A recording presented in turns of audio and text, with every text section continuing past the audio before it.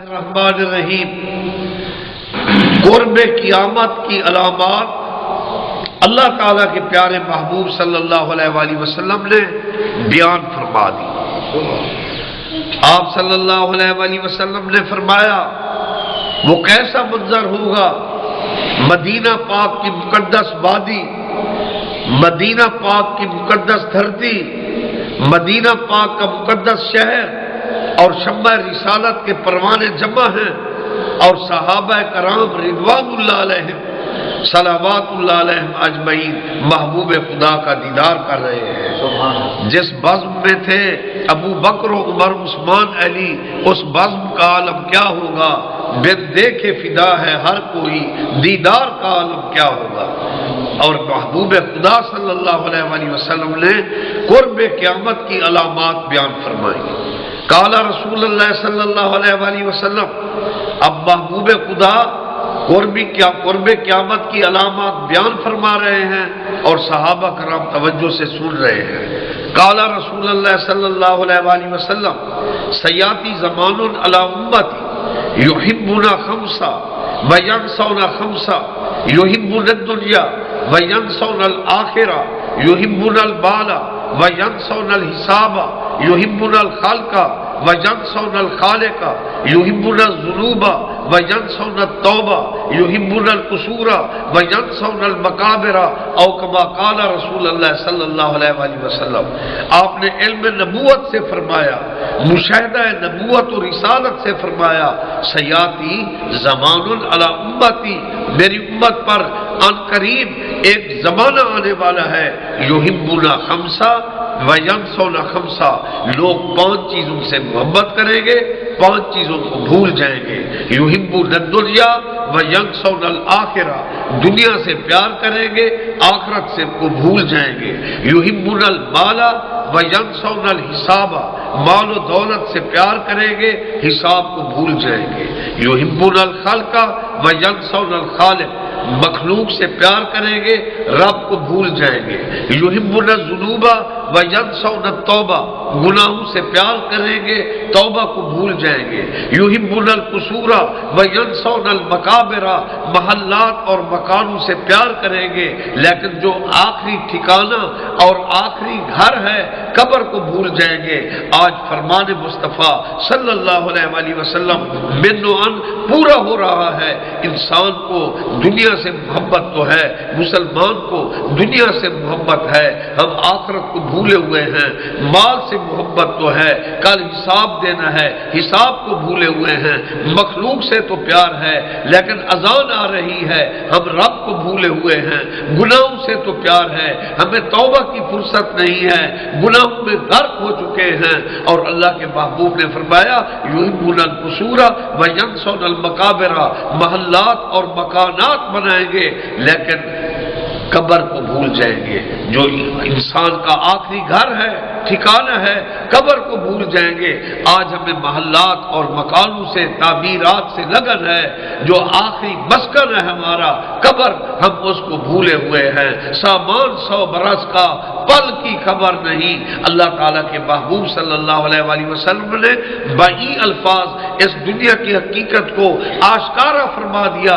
قال رسول اللہ صلی اللہ علیہ وآلہ وسلم، مثل هذه الدنيا مثل ثوب شق من اوله والى اخره فباقي متعلقا بخيط في اخره فيوشك ذلك الخيط ان ينقطع او كما قال رسول اللہ صلی اللہ علیہ وآلہ وسلم نے فرمایا، او كما قال رسول اللہ صلی اللہ علیہ وسلم، جیسا کہ اللہ کے محبوب صلی اللہ علیہ وآلہ وسلم نے فرمایا، اس دنیا کی مثال مثل هذه الدنيا مثل ثوب، اس دنیا کی مثال ایک کپڑے کی مثال ہے، شق من اوله الى آخره، جس کو اول سے لے کر آخر تک پھاڑ دیا گیا۔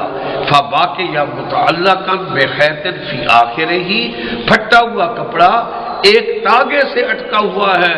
فیوشے کو ذالک الخیط ان ینقطع، قریب ہے کہ یہ دھاگا بھی ٹوٹ جائے، یہ دنیا کی حقیقت ہے۔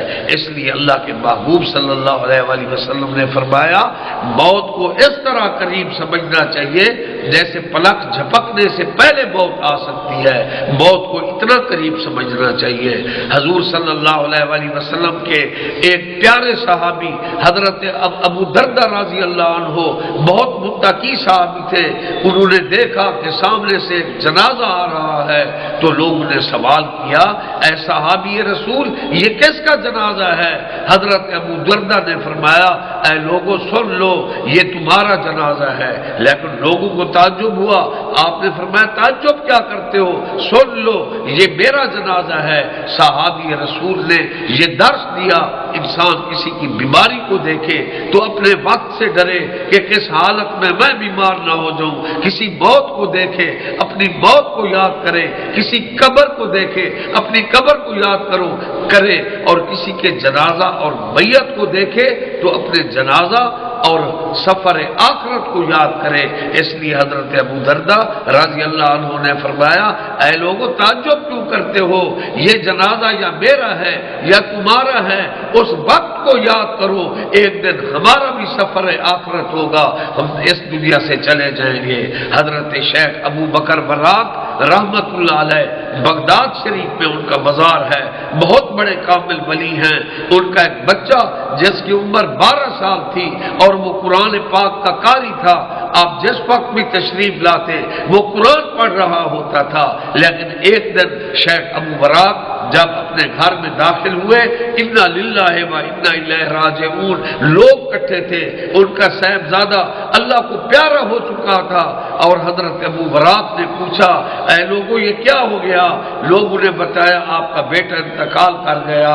آپ نے فرمایا وہ تو قرآن پاک کی تلاوت کر رہا تھا، جب میں گھر سے روانہ ہوا تھا تو لوگوں نے بتایا جب آپ کا صاحبزادہ اس آیت پر پہنچا یوم یجعل الولدان شیبا للسماء منفطر به وکان وعده مفعولا، جب قیامت آئے گی تو اس کے ہولناک منظر سے بچہ بوڑھا ہو جائے گا، للسماء منفطر به آسمان پھٹ جائے گا، وکان وعده مفعولا اللہ کا وعدہ پورا ہو کر رہے گا۔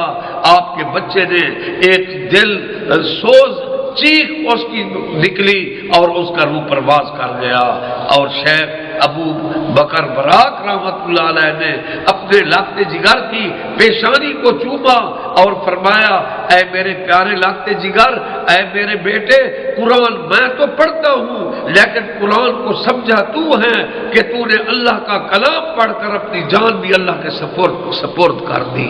یہ تھا فکر آخرت ان بزرگوں میں، ان کی اولادوں میں، لیکن افسوس کا مقام ہے آج ہر کوئی دنیا کے دھندے میں پڑا ہوا ہے، بھائی کا دشمن ہے، اسلام کا دعویٰ ہے، قرآن کا دعویٰ ہے، کسی کو فکر آخرت نہیں ہے، کوئی قرآن کی طرف توجہ بھی نہیں دیتا، پڑھتا بھی نہیں ہے۔ میرے پیارے محبوب صلی اللہ علیہ وآلہ وسلم نے فرمایا خیرکم من تعلم القرآن وعلمہ، تم میں اچھا تو وہ ہے جو خود قرآن پڑھتا ہے اور قرآن کا سبق دیتا ہے۔ جن کے ہاتھ میں قرآن کے پارے ہیں وہ اللہ کے نبی کو پیارے ہیں۔ آج ہاتھ میں اگر موبائل ہے، گانا اور موسیقی میں نوجوان مگن ہے، چاہیے کہ آج وہ موبائل میں بھی قرآن کی تلاوت سن سکتے ہیں اور گھر میں بھی قرآن پڑھ سکتے ہیں۔ اللہ تعالیٰ قرآن پاک پڑھنے، سمجھنے اور فکر آخرت کرنے کی توفیق عطا فرمائے۔ وما علینا الا البلاغ المبین۔